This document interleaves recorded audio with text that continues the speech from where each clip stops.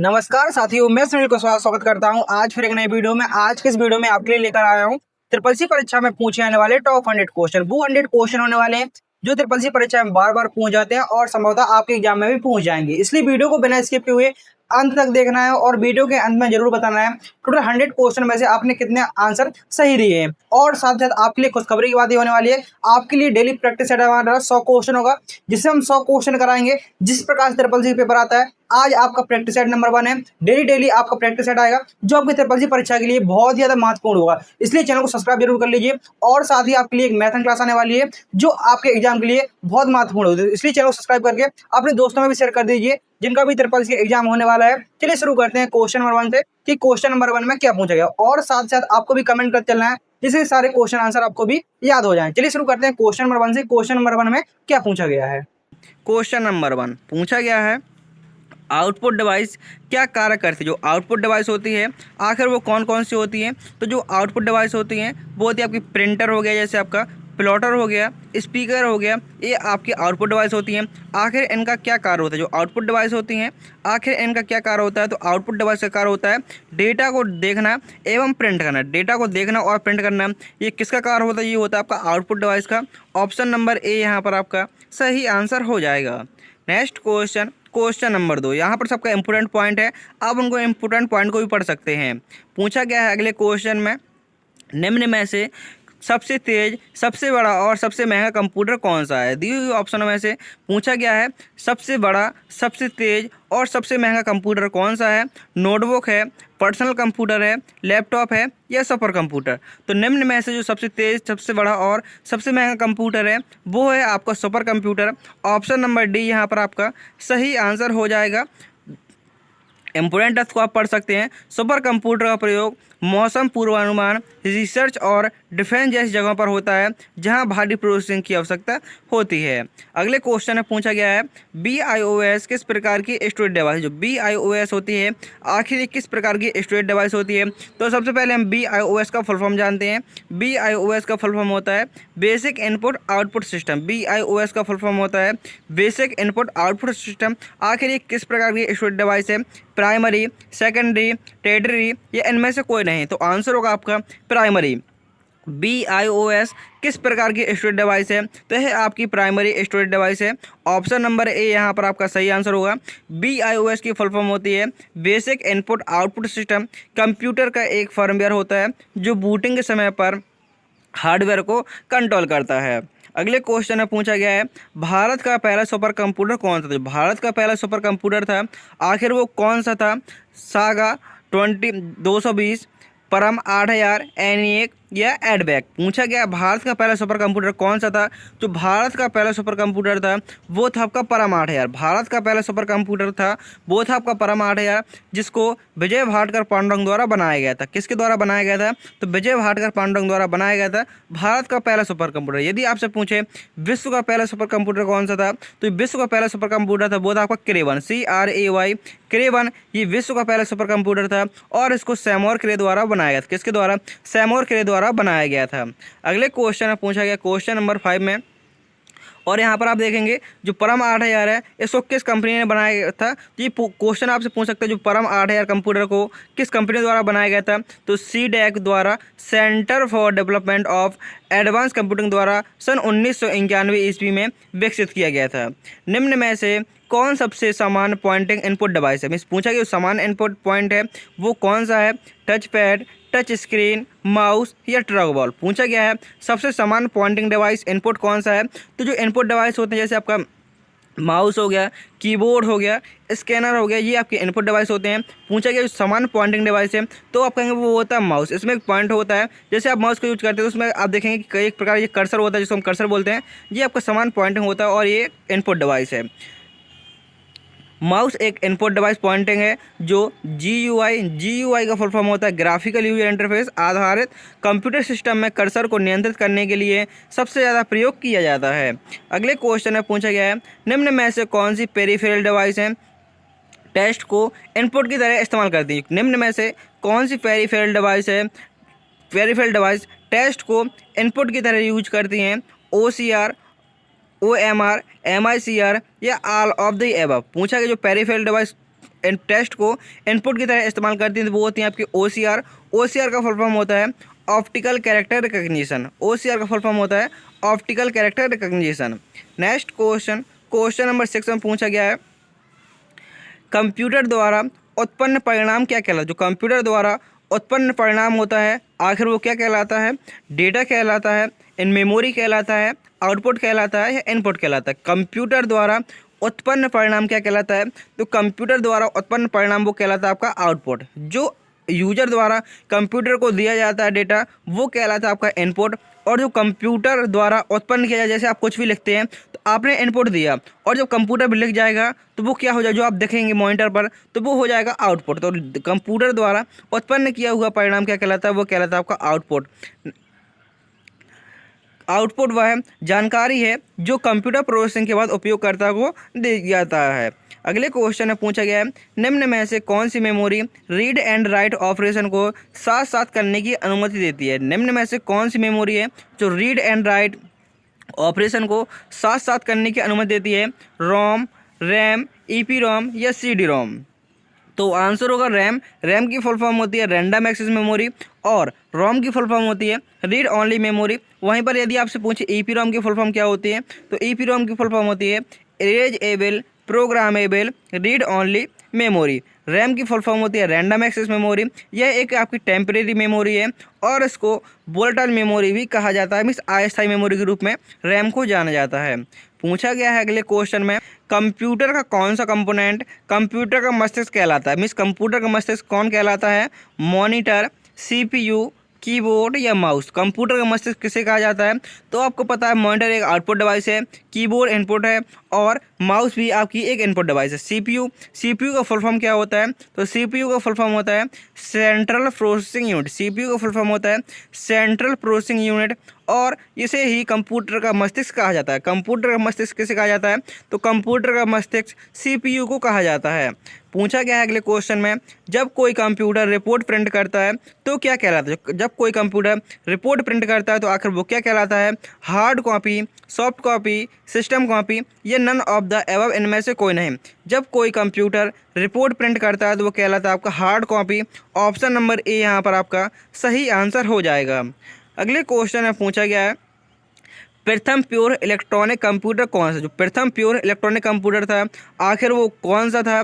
Mark 1 था, abacus था, ENIAC था, ये आपका इनमें से कोई नहीं। पूछा गया है सब प्रथम इलेक्ट्रॉनिक कंप्यूटर कौन सा था, जो प्योर आपका इलेक्ट्रॉनिक कंप्यूटर कौन सा था, तो वो था आपका ENIAC। पहला इलेक्ट्रॉनिक कंप्यूटर कौन सा था, तो वो था आपका ENIAC। ENIAC की फुल फॉर्म होती है electronic numerical integrator and computer और इसको कब विकसित किया गया था, तो सन 1946 में इसको विकसित किया गया था। यह पहले जनरल पर्पज इलेक्ट्रॉनिक कंप्यूटर था। अगले क्वेश्चन में पूछा गया है पहला माइक्रो प्रोसेसर कौन सा था। जो पहला माइक्रो प्रोसेसर है आखिर वो कौन सा था, तो पहला माइक्रो प्रोसेसर कौन सा था, तो वो था आपका इंटेल 4004। पहला माइक्रो प्रोसेसर कौन सा था, जो पहला माइक्रो प्रोसेसर था वो था आपका इंटेल 4004। इंटेल 4004 को सन 1971 में विकसित किया गया। आपसे ये भी पूछ सकता है जो पहला माइक्रो प्रोसेसर था इंटेल 4004 आखिर वो कब विकसित किया गया था, तो वो आपका सन 1971 ईस्वी में विकसित किया गया था। जिस प्रकार से आपका SSSC का एग्जाम आता है ठीक उसी प्रकार से आपके यहाँ पर क्वेश्चन होने वाले हैं। तो वीडियो के अंत में जरूर बताना है कि टोटल आपने 100 क्वेश्चन में से कितना आपने स्कोर किया है। पूछा गया है सेमीकंडक्टर ट्रांजिस्टर का प्रयोग किस पीढ़ी में हो। जो सेमीकंडक्टर ट्रांजिस्टर है आखिर इसका प्रयोग कंप्यूटर की कौन सी पीढ़ी में हुआ, दूसरी पीढ़ी में, तीसरी पीढ़ी, चौथी पीढ़ी या इनमें से कोई नहीं। तो ट्रांजिस्टर का प्रयोग कंप्यूटर की कौन सी पीढ़ी में हुआ, तो आंसर हो जो ट्रांजिस्टर का प्रयोग है यह कंप्यूटर की दूसरी पीढ़ी में हुआ।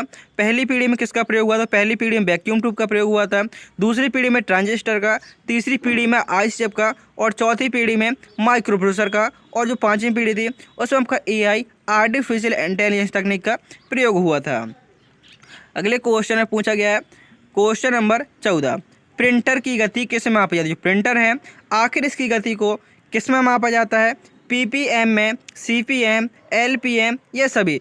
जो प्रिंटर की गति है आखिर इसको किस में मापा जाता है, तो आंसर होगा आपका ऑप्शन नंबर डी इन सभी मापी जाती है। PPM का फुल फॉर्म होता है पेज परमानेंट, CPM का फुल फॉर्म कैरेक्टर परमानेंट और LPM का फुल फॉर्म लैंड परमानेंट। ये प्रिंटर की गति है। जिस प्रकार से नापी जाती होगी तो ये प्रिंटर की गति इन सभी फॉर्मेट में नापी जाती है।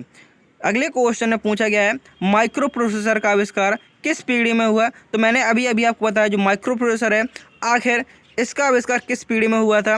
तो आपका जो पहली पीढ़ी है, पहली पीढ़ी में हमने वैक्यूम ट्यूब को देखा था, दूसरी में हमने ट्रांजिस्टर को देखा, तीसरी पीढ़ी में IC चिप। तो चौथी पीढ़ी हो जाएगी आपकी option number D, option number C, चौथी पीढ़ी में माइक्रो प्रोसेसर का प्रयोग हुआ था। तो ऑप्शन नंबर यहाँ पर आपका सी सही आंसर हो जाएगा। जो 4th जनरेशन थी उसमें आपका माइक्रो प्रोसेसर का प्रयोग हुआ था। अगले क्वेश्चन में पूछा गया है ग्राफिकल यूजर इंटरफेस जो GUI होता है आखिर इसका फुल फॉर्म क्या होता है। तो GUI का फुल फॉर्म होता है ग्राफिकल यूजर इंटरफेस। आखिर इसका विकास किस पीढ़ी में हुआ। GUI ग्राफिकल यूजर इंटरफेस का विकास आखिर किस पीढ़ी में हुआ। तो इसका विकास हुआ था चौथी पीढ़ी में। ऑप्शन नंबर सी यहाँ पर आपका सही आंसर होगा। GUI का विकास हुआ था वो हुआ था आपका चौथी पीढ़ी में।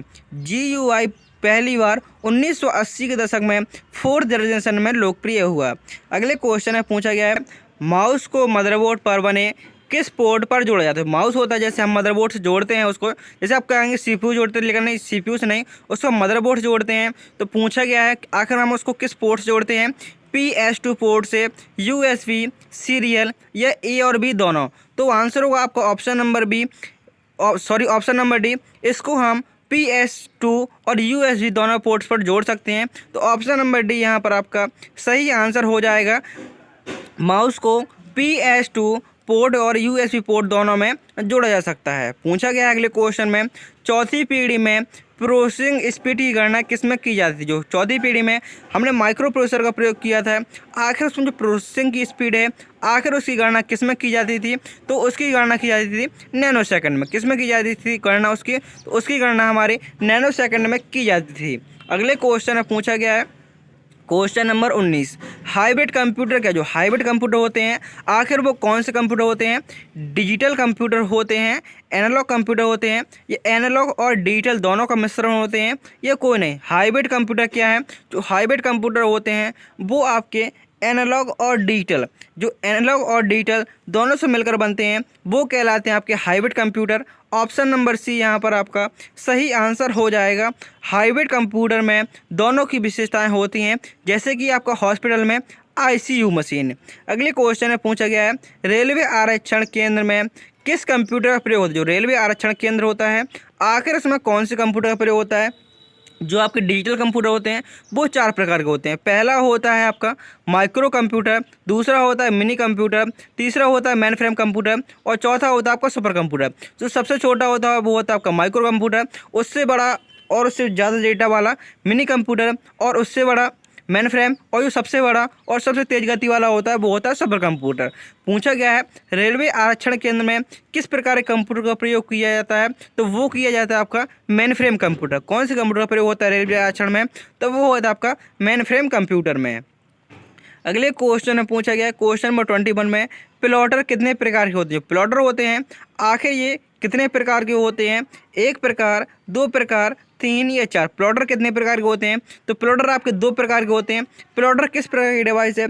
यह आपकी एक आउटपुट डिवाइस है। प्लॉटर किस प्रकार की डिवाइस है। तो प्लॉटर ये एक आउटपुट डिवाइस है। 2 प्रकार कौन कौन से होते हैं। तो पहला होता है आपका ड्रम प्लॉटर और दूसरा होता है फ्लैट बेड प्लॉटर।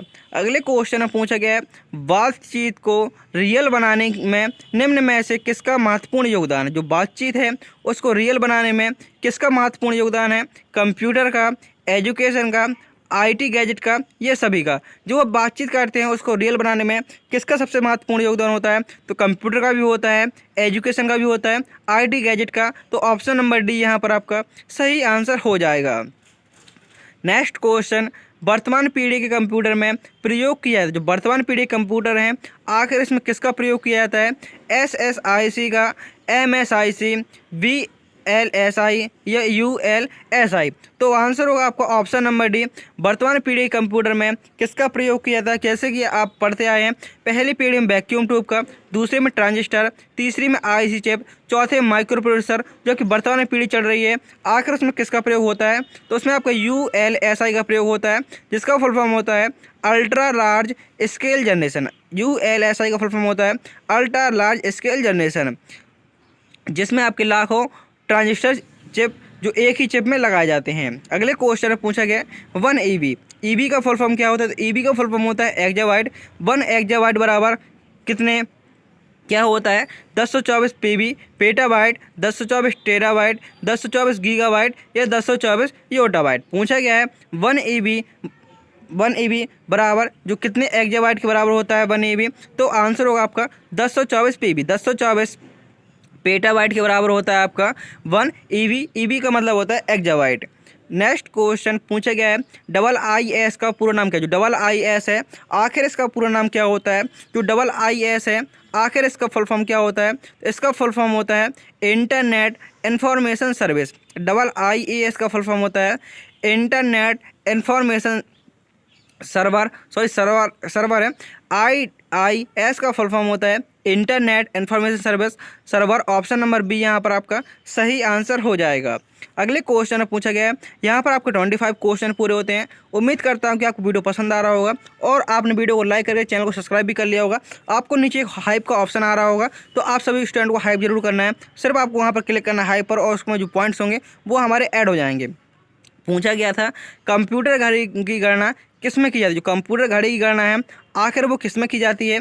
गीगाबाइट में, गीगाहर्ट्ज, मेगाहर्ट्ज या बिट्स प्रति सेकंड। कंप्यूटर घड़ी की गणना किस में की जाती है? जो कंप्यूटर घड़ी की गणना होती है वो होती है आपकी गीगाहर्ट्ज में। ऑप्शन नंबर बी यहाँ पर आपका सही आंसर हो जाएगा।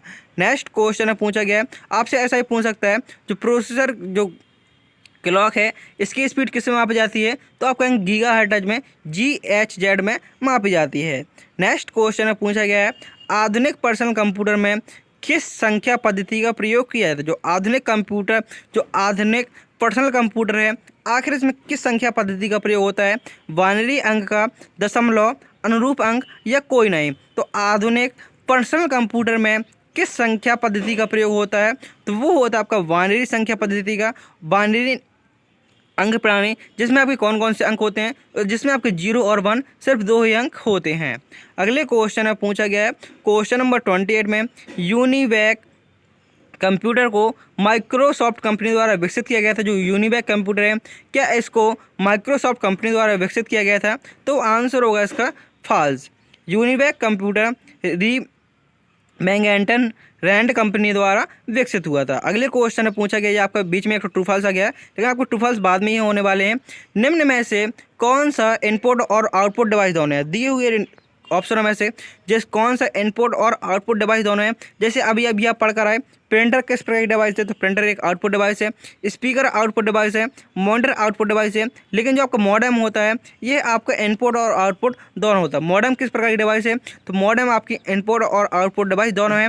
टच स्क्रीन किस प्रकार की डिवाइस है? तो टच स्क्रीन भी इनपुट और आउटपुट दोनों प्रकार की डिवाइस होती हैं। नेक्स्ट क्वेश्चन में पूछा गया है, निम्न में से कौन सा एक पॉइंटिंग डिवाइस नहीं है? पॉइंटिंग डिवाइस निम्न में से कौन सा नहीं है?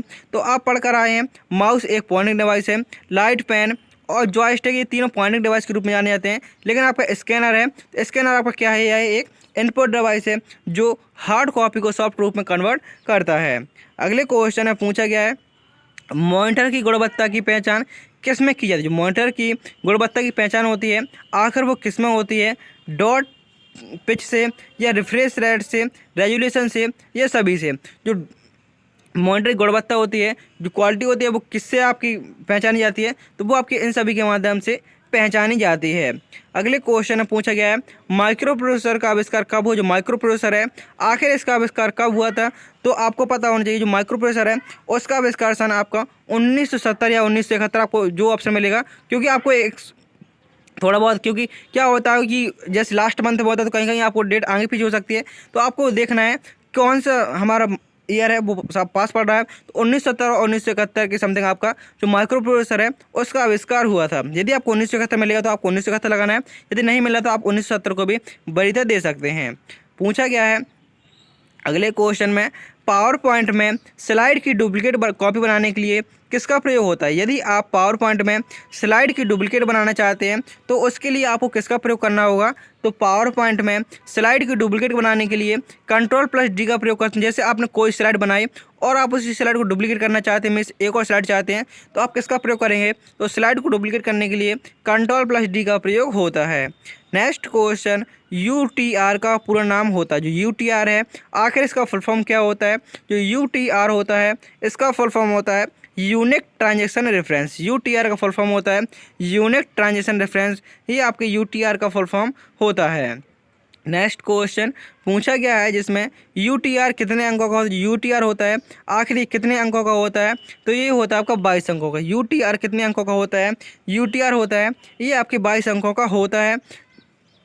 RTGS में जो RTGS होता है इसका फुल फॉर्म होता है रियल टाइम ग्रॉस सेटलमेंट में जो UTR होता है वो आपका 22 अंकों का, तथा जो नेफ्ट होता है उसमें 16 अंकों का होता है। जब किसके लिए प्रयोग होते हैं? जब आपके पैसे को ट्रांसफ़र करने के लिए आपका प्रयोग होता है।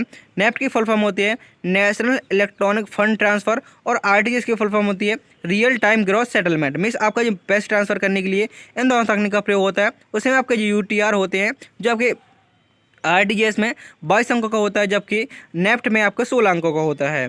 नेक्स्ट क्वेश्चन में पूछा गया है किस प्रकार के ट्रांजेक्शन में UTR नंबर जनरेट होता है? जो किस प्रकार के जनरेशन होते हैं जिसमें UTR नंबर जनरेट होता है?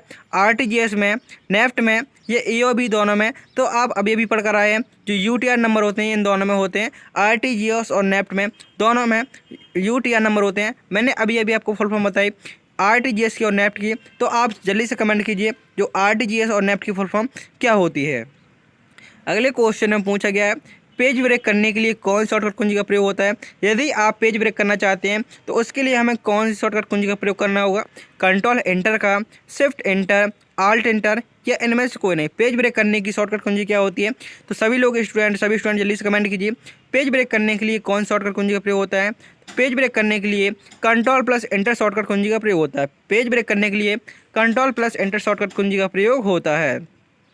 Next question, window operating system multi user की सुविधा देता है। जो विंडो ऑपरेटिंग सिस्टम है क्या यह मल्टी यूजर की सुविधा देता है? तो आंसर होगा आपका ट्रू। विंडो एक ही कंप्यूटर पर अलग अलग यूजर अकाउंट बनाए जा सकते हैं। नेक्स्ट क्वेश्चन में पूछा गया है स्प्रेडशीट में वर्तमान सेल के दाईं ओर जाने के लिए किसका प्रयोग करते हैं? यदि आप स्प्रेडशीट में वर्तमान सेल के दाईं ओर जाने के लिए किसका प्रयोग करेंगे? राइट एरो का। जो आपके एरो 4 प्रकार के होते हैं, लेफ्ट, राइट, पहला जो लेफ्ट होता है ये राइट, ये टॉप, ये आपका बॉटम होता है। अब और इसके बाद जो टैब बटन होता है तो क्या इसका प्रयोग करेंगे? तो पूछा गया है स्प्रेडशीट में जो सेल है इसके आपको दाएं ओर जाना है तो किसका प्रयोग करेंगे? तो अब या तो आप राइट एरो का प्रयोग कर सकते हैं और साथ आप टैब बटन का प्रयोग करेंगे। तो आप इन दोनों के माध्यम से किस तरफ पहुंच जाएंगे? वर्तमान सेल के दाईं ओर पहुंच सकते हैं। तो आप इन दोनों की मदद से, टैब बटन होता है इसकी मदद से पहुंच सकते हैं और एरो की मदद से भी पहुंच सकते हैं। नेक्स्ट क्वेश्चन में पूछा गया है इंटरनेट पर कार्य करने को क्या कहते हैं? जो इंटरनेट पर आप कार्य करते हैं आखिर उसको क्या कहा जाता है? ग्लैम्बिंग, सफरिंग, सर्चिंग, या all of the above? Internet पर कार्य करने को क्या कहते हैं? तो इंटरनेट पर कार्य करने को सफरिंग कहा जाता है। ऑप्शन नंबर यहाँ पर आपका भी सही आंसर हो जाएगा। नेक्स्ट क्वेश्चन में पूछा गया है भारत में कितने बैंक स्विफ्ट कोड के अंतर्राष्ट्रीय दूरसंचार नेटवर्क में शामिल हैं? तो ऑप्शन नंबर ए है आपका 28, ऑप्शन नंबर बी है आपका 46, ऑप्शन सी है 210, या ऑप्शन नंबर डी 350। भारत के कितने बैंक स्विफ्ट कोड के अंतर्राष्ट्रीय दूरसंचार में शामिल हैं? तो आंसर होगा आपका ऑप्शन नंबर सी 210 यहाँ पर आपका सही आंसर हो जाएगा। नेक्स्ट क्वेश्चन है पूछा गया इसका प्रयोग होता है आपका जो आप विदेशों से लेन देन होता है उसके लिए आपको स्विफ्ट कोड का प्रयोग होता है। यदि आप इंडिया से इंडिया में ट्रांसफ़र करते हैं तो आपका IFSC कोड लगेगा। यदि आपको कोई ट्रांजेक्शन विदेश से करना है उसके लिए आपका स्विफ्ट कोड का प्रयोग होता है। नेक्स्ट क्वेश्चन में पूछा गया है निम्न में से कौन बैंकिंग से संबंधित नहीं है? बैंकिंग से संबंधित कौन सी नहीं है? नेफ्ट, तो और दूसरा RTGS, डिमांड ड्राफ्ट, या ऑप्शन नंबर डी नन, इनमें से कोई नहीं? तो आंसर होगा आपका इनमें से कोई नहीं। नेक्स्ट क्वेश्चन में पूछा गया है क्वेश्चन नंबर 43 में लास्ट एडिट स्लाइड पर जाने के लिए कौन सी शॉर्टकट कुंजी का प्रयोग होता है? यदि आप लास्ट एडिटेड स्लाइड पर जाना चाहते हैं तो उसके लिए आपको कौन सी शॉर्टकट कुंजी का प्रयोग करना होगा? यदि आप लास्ट एडिट स्लाइड पर जाना चाहते हैं तो उसके लिए आपको Shift+F5 कुंजी का प्रयोग करना होगा। किसका प्रयोग करना होगा? Shift+F5 कुंजी का प्रयोग करना होगा। नेक्स्ट क्वेश्चन है क्वेश्चन नंबर 44। पूछा गया है एक समय में एक कथन को कन्वर्ट और एग्जीक्यूट करता है। Option number A converter, option B compiler, option C interpreter या ऑप्शन नंबर डी इंटरप्रेटर। पूछा गया है एक समय में एक ही कथन को कन्वर्ट और एग्जीक्यूट करता है, वो होता है आपका इंटरप्रेटर। ऑप्शन नंबर डी यहाँ पर आपका सही आंसर हो जाएगा। पूछा गया है अगले क्वेश्चन में डॉट नेट डोमेन किसके लिए प्रयोग होता है? डॉट नेट डोमेन होता है, आखिर इसका प्रयोग किसके लिए होता है? तो इसका प्रयोग होता है नेटवर्क से संबंधित कंपनी व सर्विस प्रोवाइडर करने के लिए। किसका प्रयोग होता है? डॉट नेट डोमेन का प्रयोग होता है। ऑप्शन नंबर बी यहाँ पर आपका सही आंसर हो जाएगा। अगले क्वेश्चन में पूछा गया है नई वर्कशीट बनाने के लिए कौन सी शॉर्टकट कुंजी का प्रयोग होता है? यदि आप नई वर्कशीट बनाना चाहते हैं तो उसके लिए आपको कौन सी शॉर्टकट कुंजी का प्रयोग करना होगा? Ctrl+Alt+F1, Shift+Alt+F3, Shift+Alt+F1 या इनमें से कोई नहीं। नई वर्कशीट बनाने के लिए कौन सी शॉर्टकट कुंजी का प्रयोग होता है? तो नई वर्कशीट बनाने के लिए Shift+Alt+F1 का प्रयोग होता है। ऑप्शन नंबर यहाँ पर आपका सी सही आंसर हो जाएगा। पूछा गया है अगले क्वेश्चन में MAPI का फुल फॉर्म क्या? जो MAPI होता है आखिर इसका फुल फॉर्म क्या होता है? तो जो MAPI होता है इसका फुल फॉर्म होता है मैसेजिंग एप्लीकेशन प्रोग्राम इंटरफेस। इसका फुल फॉर्म होता है मैसेजिंग एप्लीकेशन प्रोग्राम इंटरफेस। ये आपका MAPI का फुल फॉर्म होता है। जो आपका SSC एग्जाम होता है इसमें कुछ आपके ऐसे क्वेश्चन पूछ जाते हैं जो आपको समझ में तो नहीं आएंगे, क्योंकि जिसका पेपर होता है हल्का एडवांस आता है। जो कंप्यूटर पूछ जाता है वो हल्का एडवांस लेवल पर पूछा जाता है। तो हम यहाँ पर सभी क्वेश्चन को कवर करेंगे। पूछा गया है इंस्टेंट मैसेजिंग के लिए किस सर्वर का प्रयोग होता है? इंस्टेंट मैसेजिंग होता है आखिर इसमें कौन से सर्वर का प्रयोग होता है? चैट सर्वर का, मेल सर्वर, क्लाइंट सर्वर या इनमें से कोई नहीं। इंस्टेंट मैसेजिंग के लिए किस सर्वर का प्रयोग होता है? तो वो होता है आपका चैट सर्वर। ऑप्शन नंबर यहाँ पर आपका ए सही आंसर हो जाएगा। नेक्स्ट क्वेश्चन में पूछा गया है SATA का फुल फॉर्म क्या? जो SATA होता है आखिर इसका फुल फॉर्म क्या होता है? जो SATA होता है इसका फुल फॉर्म होता है सीरियल एडवांस टेक्नोलॉजी अटैचमेंट। क्या होता है इसका फुल फॉर्म? इसका फुल फॉर्म होता है आपका serial advance technology attachment. Option number C यहाँ पर आपका सही आंसर हो जाएगा। अगले क्वेश्चन में पूछा गया है UPI। जो UPI होता है आखिर इसका फुल फॉर्म क्या होता है? UPI का फुल फॉर्म होता है यूनिफाइड पेमेंट इंटरफेस। UPI का फुल फॉर्म क्या होता है?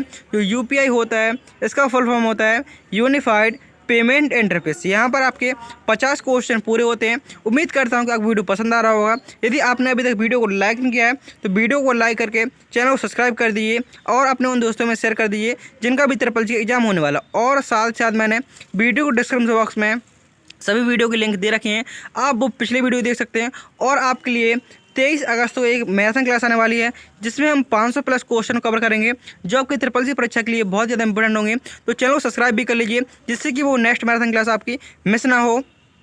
और आपसे एक छोटा सा रिक्वेस्ट है, यदि आपने अभी तक चैनल को सब्सक्राइब नहीं किया तो चैनल को सब्सक्राइब कर लीजिए, क्योंकि आपके लिए हम फ्री में पढ़ाते हैं, कोई आपसे चार्ज नहीं लगते हैं। सिर्फ आपसे इतना कहते हैं, आप सिर्फ चैनल को सब्सक्राइब कर लीजिए और ज़्यादा से ज़्यादा वीडियो को शेयर कर दीजिए। नेक्स्ट क्वेश्चन नंबर 51 पूछा गया है हम आपके लिए उस प्रकार क्वेश्चन हमेशा प्रोवाइड करते रहेंगे जिस प्रकार से SSC में पूछ जाते हैं और जिस प्रकार से SSC पेपर आता है। आप यहाँ पर ऐसा देखेंगे जिस प्रकार से आप SSC पेपर दे रहे होंगे, क्योंकि आपके एग्जाम में जो 60 क्वेश्चन आते हैं वो ऑब्जेक्टिव आते हैं। तो यहाँ पर आपको जो 60 क्वेश्चन वो हम ऑब्जेक्टिव रखेंगे और 40 क्वेश्चन है वो ट्रू फॉल्स के। जिस प्रकार से SSC पेपर आता है ठीक उसी प्रकार से आपके लिए प्रैक्टिस डेली होने वाले हैं। अगले क्वेश्चन में पूछा गया है रुपे डेबिट कार्ड क्या? जो रुपे डेबिट कार्ड है आखिर ये क्या होता है? Option A domestic debit card, Bharat के NPCI द्वारा जारी। NPCI का फुल फॉर्म होता है national payment corporation of India. या ऑप्शन सी ATM और POS मशीन द्वारा स्वीकृत। या ऑप्शन नंबर डी उपयुक्त सभी। पूछा गया है रुपे डेबिट कार्ड क्या है? तो ऑप्शन नंबर डी यहाँ पर आपका सही आंसर हो जाएगा, ये सभी हैं। नेक्स्ट क्वेश्चन पूछा गया है पहली प्रोग्रामिंग जो AI है ये पहली प्रोग्रामिंग भाषा है, तो ऑप्शन नंबर ए आपके होगा बेसिक। पहली AI प्रोग्रामिंग भाषा कौन सी है? बेसिक। फोर्ट्रॉन, IPL या LISP। तो आंसर होगा जो पहली प्रोसेसिंग AI प्रोसेसिंग भाषा है वो है आपकी IPL। नेक्स्ट क्वेश्चन, IPL की फुल फॉर्म होती है इंफॉर्मेशन प्रोसेसिंग लैंग्वेज। ए जो IPL होता है इसकी फुल फॉर्म होती है इंफॉर्मेशन प्रोसेसिंग लैंग्वेज। यह पहली AI केंद्रीकृत भाषा है। अगले क्वेश्चन में पूछा गया है निम्न उपकरणों में से कौन कृत्रिम बुद्धिमत्ता में प्रयोग होता है। जो कौन सा उपकरण है जो कृत्रिम बुद्धिमत्ता में प्रयोग होता है, आर्ट, डिजाइन, इनपुट या न्यूरल नेटवर्क। तो आपका आंसर होगा ऑप्शन नंबर डी, जो न्यूरल नेटवर्क होता है ये आपके कृत्रिम बुद्धिमत्ता में प्रयोग होता है, जिसको इंग्लिश में कहते हैं आर्टिफिशियल इंटेलिजेंस।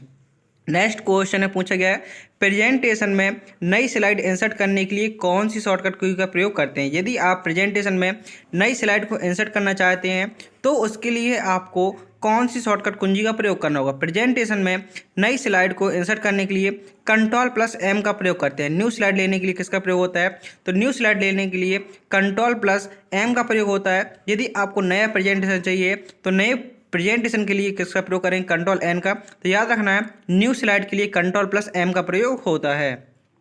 अगले क्वेश्चन में पूछा गया है क्लाउड कंप्यूटिंग के लाभ कौन कौन से, क्लाउड कंप्यूटिंग के लाभ कौन कौन से होते हैं। ऑप्शन ए कम लागत, ऑप्शन बी अधिक सुरक्षित, ऑप्शन सी तेज गति या ऑप्शन नंबर डी ये सभी। तो आपका ऑप्शन नंबर डी यहाँ पर सही आंसर हो जाएगा।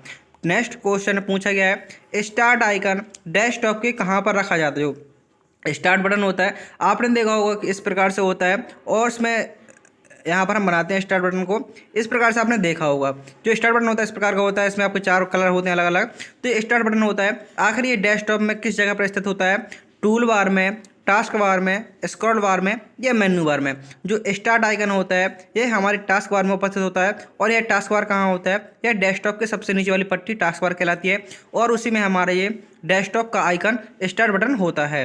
नेक्स्ट क्वेश्चन पूछा गया है एक समय में हम एक ही ईमेल को अधिकतम संख्या को क्या कहते कहाँ रखते हैं। मतलब कहने का मतलब है एक समय पर हम ईमेल की अधिकतम संख्या को क्या रखते हैं, बहुत, केवल 2, केवल 1 या 3। पूछा गया है एक समय पर हम ईमेल की अधिकतम संख्या को क्या रखते हैं। तो आंसर होगा आपका ऑप्शन नंबर सी 1।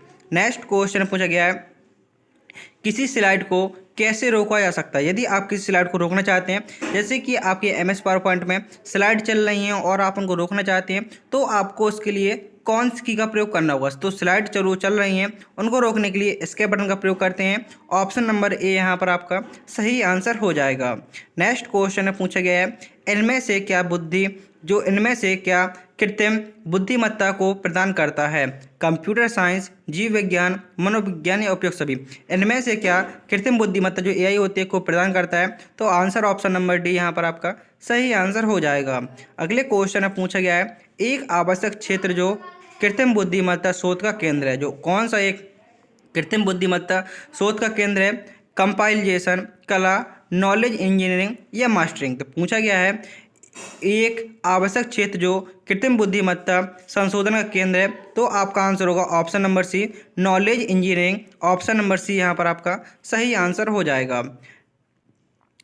यहाँ से आपके ट्रू फॉल्स क्वेश्चन स्टार्ट होते हैं। जैसे मैंने आपको शुरू में बताया था जो आपके 60 क्वेश्चन आते हैं वो ऑब्जेक्टिव आते हैं और 40 क्वेश्चन आते हैं वो ट्रू फॉल्स के आते हैं। आपके जब 40 क्वेश्चन आते हैं ट्रू फॉल्स के, 60 क्वेश्चन आते हैं ऑब्जेक्टिव और इसमें पासिंग मार्क रहती है 50%। यदि आपके 100 में से अगर 50 क्वेश्चन में सही हो जाते हैं तो आप SSC पास कहलाएंगे। तो पूछा गया क्वेश्चन नंबर 61 में सभी बैंकों का IFSC कोड यूनिक होता है। जो सभी बैंकों का जो IFSC कोड होता है, इंडियन फाइनेंशियल सिस्टम कोड, ये सबका अलग अलग होता है, मीन्स यूनिक होता है। तो आंसर होगा आपका ट्रू।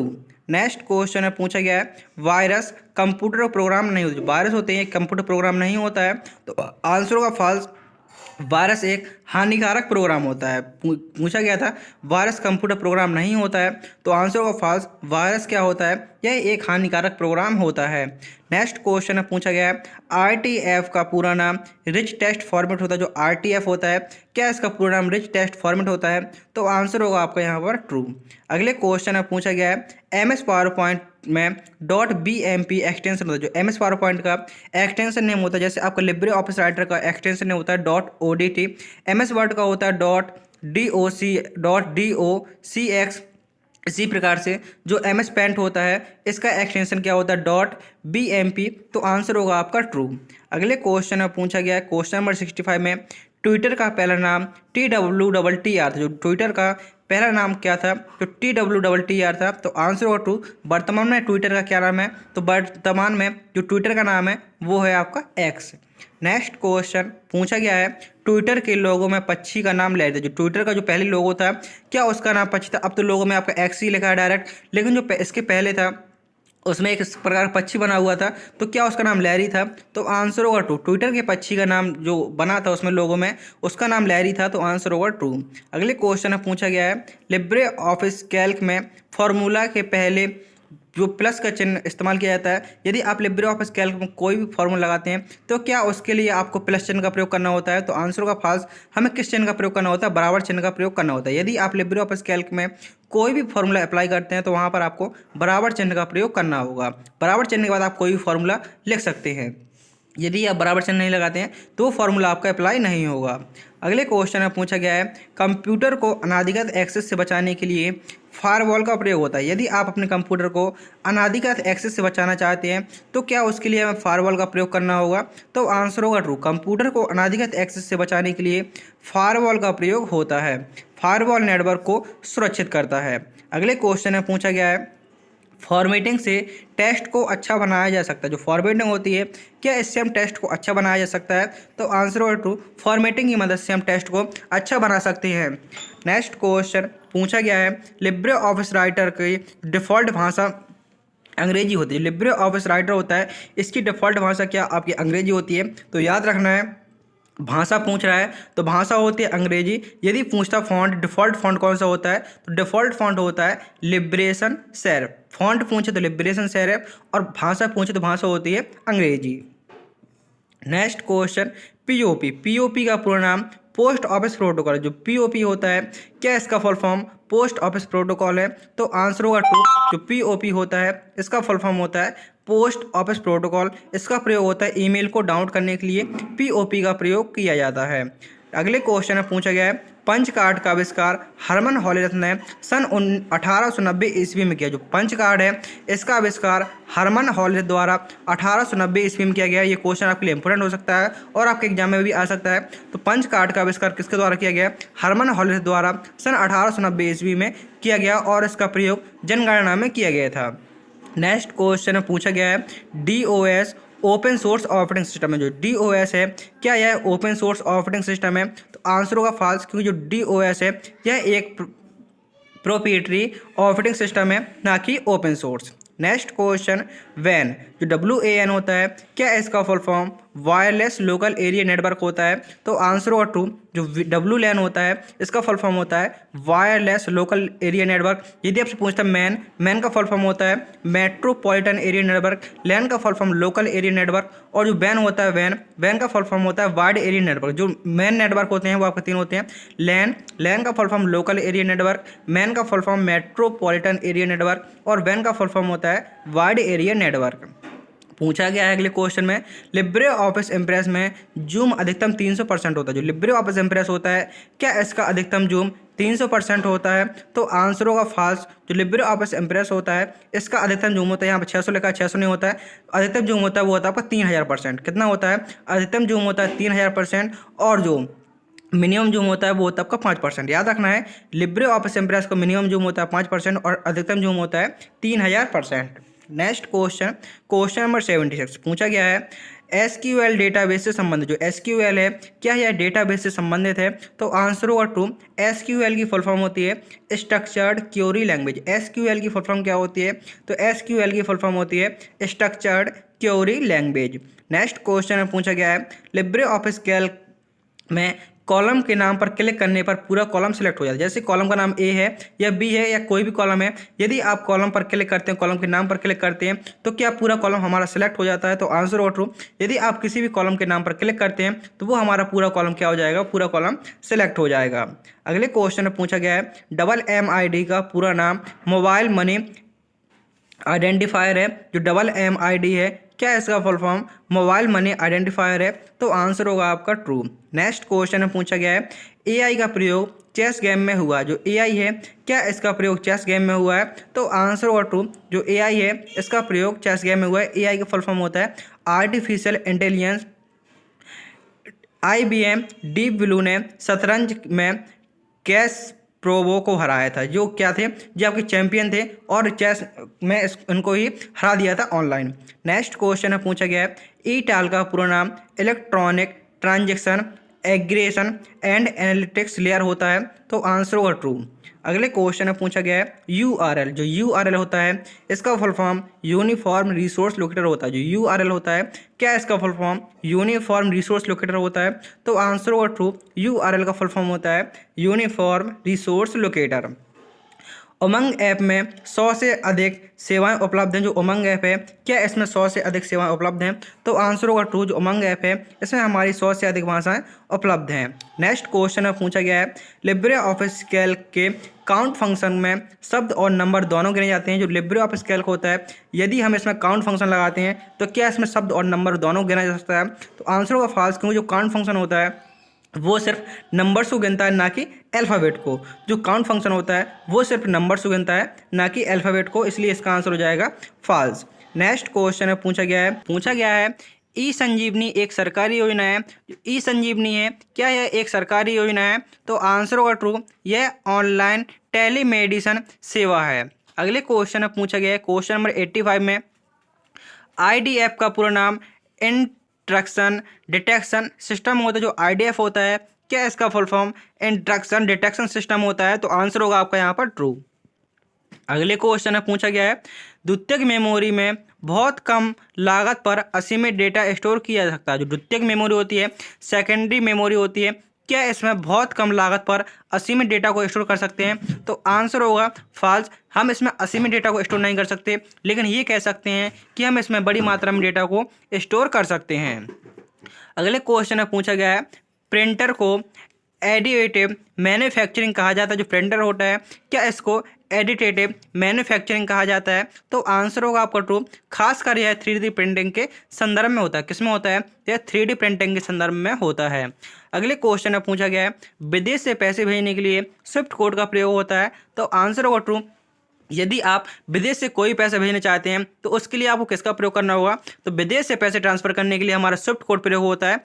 तो आंसर होगा आपका ट्रू। अगले क्वेश्चन में पूछा गया है नोट से नोट जोड़ने के लिए रिंग टोपोलॉजी का प्रयोग होता है। यदि आप नोट्स को नोट्स जोड़ना चाहते हैं तो क्या उसमें रिंग टोपोलॉजी का प्रयोग होता है? तो आंसर होगा ट्रू। रिंग टोपोलॉजी किस प्रकार की होती है? जो रिंग टोपोलॉजी वो कुछ इस प्रकार की होती है। हम यहाँ पर बना के दिखाएं। ये आप ऐसे क्या होती है, आपके नोट्स जोड़े होते हैं। ये क्या होता है? नोट से नोट्स जोड़ने के लिए किसका प्रयोग होता है? रिंग टोपोलॉजी का प्रयोग होता है। ये आपके क्या होंगे? वायरस में नोट्स में कनेक्ट होंगे। ये होता है नोट से नोट जोड़ने के लिए रिंग टोपोलॉजी का प्रयोग होता है। तो आंसर होगा ट्रू। अगले क्वेश्चन में पूछा गया है BIOS का पूरा नाम बेसिक इनपुट आउटपुट सिस्टम होता है। जो BIOS होता है क्या इसका full form basic input output system होता है? तो आंसर होगा ट्रू। BIOS का full form basic input output system होता है। अगले क्वेश्चन में पूछा गया है टाइटल बार में फाइल नेम लिखा होता है। जो टाइटल बार होता है क्या इसमें फाइल नेम लिखा होता है? तो आंसर होगा ट्रू, क्योंकि जो टाइटल बार होता है सबसे ऊपर वाली पट्टी होती है, इसमें क्या लिखा होता है? जो भी आप फाइल खोलते हैं उसमें फाइल का नाम लिखा होता है। तो आंसर होगा आपका ट्रू। अगले क्वेश्चन में पूछा गया है 50 के नोट का रंग फ्लोरेंसल ब्लू होता है, फ्लोरेंस ब्लू होता है। तो आंसर होगा आपका ट्रू। नेक्स्ट क्वेश्चन पूछा गया है क्या अपनी ईमेल आईडी से खुद को ईमेल भेज सकते हैं? क्या जो आपकी ईमेल आईडी है क्या आप इसके माध्यम से खुद को ही ईमेल भेज सकते हैं? तो आंसर होगा ट्रू। नेक्स्ट क्वेश्चन में पूछा गया है वोट नेट्स से डेटा चोरी हो सकती है। वोट नेट्स होती हैं क्या इससे डेटा चोरी हो सकता है? तो आंसर होगा ट्रू। वोट नेट्स के माध्यम से आपका डेटा चोरी हो सकता है। नेक्स्ट क्वेश्चन में पूछा गया है Ctrl+O नई फाइल खोलने के लिए प्रयोग होता है। जो Ctrl+O है क्या इसका प्रयोग हम नई फाइल को खोलने के लिए करते हैं? तो आंसर होगा फॉल्स, क्योंकि जो Ctrl+O होता है इसका प्रयोग होता है पुरानी फाइल को खोलने के लिए। पुरानी फाइल को खोलने के लिए Ctrl+O का प्रयोग होता है। यदि आप नया डॉक्यूमेंट खोलना चाहते हैं तो उसके लिए आपको Ctrl+N शॉर्टकट कुंजी का प्रयोग करना होगा। पुरानी फाइल को खोलने के लिए Ctrl+O का करते हैं, जबकि नई फाइल खोलने के लिए Ctrl+N शॉर्टकट कुंजी का प्रयोग करेंगे। अगले क्वेश्चन में पूछा गया है AEPS से खाते में पैसे जमा किए जा सकते हैं। जो AEPS होता है इसका फुल फॉर्म होता है Aadhaar enabled payment system. AEPS का फुल फॉर्म क्या होता है? तो AEPS का फुल फॉर्म होता है आधार इनेबल्ड पेमेंट सिस्टम से पैसे जमा किए जा सकते हैं। तो आंसर होगा ट्रू, क्योंकि इसका फुल फॉर्म होता है Aadhaar enabled payment system. Next question, encryption में normal text cipher text में बदल जाता है। जो इनक्रिप्शन होता है इसमें क्या होता है? नॉर्मल टेस्ट होता है, वो सी पर टेस्ट में बदल जाता है। तो आंसर होगा आपका यहाँ पर ट्रू। नेक्स्ट क्वेश्चन में पूछा गया है, क्या हर URL में सबसे पहले HTTP प्रोटोकॉल होता है? जो सभी URL होते हैं, क्या उसमें HTTP प्रोटोकॉल प्रयोग होता है? तो आंसर होगा ट्रू, क्योंकि URL की फुल फॉर्म होती है यूनिफॉर्म रिसोर्स लोकेटर और HTTP की फुल फॉर्म होती है हाइपर टेक्स्ट ट्रांसफर प्रोटोकॉल। यदि आपके पास कोई भी, जैसे कोई आपका फ्रेंड है, वो आपके व्हाट्सएप पर कोई भी लिंक भेजता है, शेयर की उसने, तो आपकी जो लिंक होगी वो किस शुरू होगी? HTTP ऐसे शुरू होगी और डबल स्लैश लगे होंगे। तो जो URL होता है वो HTTP प्रोटोकॉल होता है। नेक्स्ट क्वेश्चन है, पूछा गया है AI से सबसे ज़्यादा उपयोग पाइथन होता है। जो AI में सबसे ज़्यादा प्रयोग पाइथन का होता है। तो आंसर ऑटो, जो AI होती है इसमें सबसे ज़्यादा प्रयोग किसका होता है? तो पाइथन का होता है। एंड ये आपका लास्ट क्वेश्चन नंबर 100 में पूछा गया है, मेलवेयर का मुख्य उद्देश्य क्या है? जो मेलवेयर होता है आखिर इसका मुख्य उद्देश्य क्या होता है? तो इसका आंसर आप सभी को कमेंट करना है। उम्मीद करता हूँ कि आपको वीडियो पसंद आया होगा। और साथ साथ मैंने वीडियो डिस्क्रिप्शन बॉक्स में टेलीग्राम ग्रुप की लिंक दे रखी है, आप टेलीग्राम ग्रुप से जुड़ सकते हैं और वहाँ पर आपको सारे PDF मिल जाएंगे। जो मैराथन क्लास उनके PDF मिल जाएंगे, तो आप वहाँ से टेलीग्राम जुड़ सकते हैं। और यदि आपने अभी तक चैनल को सब्सक्राइब नहीं किया तो चैनल को सब्सक्राइब करके अपने उन दोस्तों में शेयर कर दीजिए जिनका भी ट्रिपल सी का एग्जाम होने वाला है। मिलते हैं नेक्स्ट वीडियो में। थैंक यू, टेक केयर, जय हिंद, जय भारत, वंदे मातरम। और अपनी तैयारी में लगे रहिए।